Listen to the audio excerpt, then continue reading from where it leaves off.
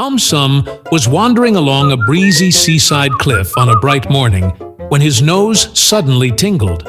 A powerful sneeze burst out, and something astonishing followed. The air in front of him swirled rapidly, forming a tiny spinning cloud. AumSum stood still in wonder. Miraculously, his sneezes had gained the power to create mini-storms. Curiosity quickly took over. AumSum moved to an open stretch of sand and deliberately tested his sneezes. A quick, light sneeze sent a playful breeze skimming across the ground, barely lifting grains of sand. A stronger one created a spinning puff of cloud that entered into the sea and turned into a mini-cyclone. He tried sneezing upward and watched tiny clouds swirl and dissolve. Sneezing sideways pushed waves of air that made leaves dance and tumble. Suddenly, far beyond the cliffs, dark smoke rose into the sky. A dry forest near the coast had caught fire. Strong winds were spreading the flames quickly toward nearby walking trails. Emergency teams struggled as hot air and dry conditions fed the fire, making it harder to control. AumSum sensed the danger immediately. He moved toward a cliff facing the burning area. Standing firmly, AumSum took a deep breath and released a controlled sneeze. A swirling mini-storm burst forward, carrying cool, moist air toward the flames. The fire slowed slightly. He followed with another, stronger sneeze that sent mist drifting over the burning ground and created a rolling gust that pushed smoke upward.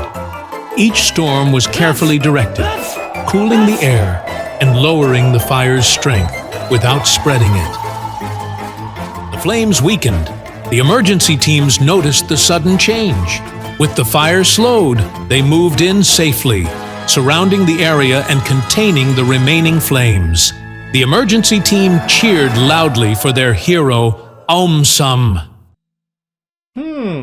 AumSum was always full of questions, but one day, as he stared out the window during a rainy afternoon, a particularly strange thought landed in his mind. What if people just stopped going outside? What if everyone, everywhere, stayed indoors forever? No parks, no sidewalks, no bike rides or beach trips. Just four walls, a roof, and maybe a screen or two. The idea sounded fun at first. No bugs, no mud on shoes, no sun in the eyes. But AumSum knew better than to stop at the surface. As the clouds rumbled outside, his imagination took over. He pictured a world where no one went outdoors anymore. It started slowly. People built super comfy houses with everything they could ever need inside. Food printers instead of fridges. Robots that cleaned, played, and even brought things from room to room. Schools were all online, sports were video games, and meetings happened only on screens. There was no need to go anywhere. Everything came to you. At first, it seemed great. AumSum imagined kids playing virtual soccer with goggles on, scoring goals from their couches. Adults worked from their living rooms in pajamas. Food was delivered through tubes or drones. Even pets were robotic, with fluffy fur and programmed cuddles. No one ever got sunburned, no one got wet in the rain, and shoes became a thing of the past. But then, the world started to change in ways no one expected. The parks were the first to feel it. With no visitors, grass stopped getting trimmed and flowers drooped from lack of care. Trees dropped their leaves, and no one came to rake them. Without footsteps, laughter, or bike tires rolling by, the parks grew silent. Birds flew elsewhere. The sun still rose, but hardly anyone saw it. The sky painted beautiful sunsets each evening, but no one looked up to see. Then came the health problems. Without sunlight, people began to miss out on vitamin D. Something AumSum remembered helped bones stay strong. Without running, jumping, or even walking much, bodies grew weaker. Muscles got smaller, and energy levels dropped. People slept more, but felt less rested. Everyone had more time, but felt more tired. He imagined doctors telling everyone to take pills for energy, wear light therapy helmets, or do jumping jacks in front of their screens. But it wasn't the same. Something was missing. Back in his room, the rain had stopped. Sunlight peeked through the clouds. AumSum stood up, stretched, and walked to the door. He didn't say anything. He didn't need to. He opened it slowly and stepped outside.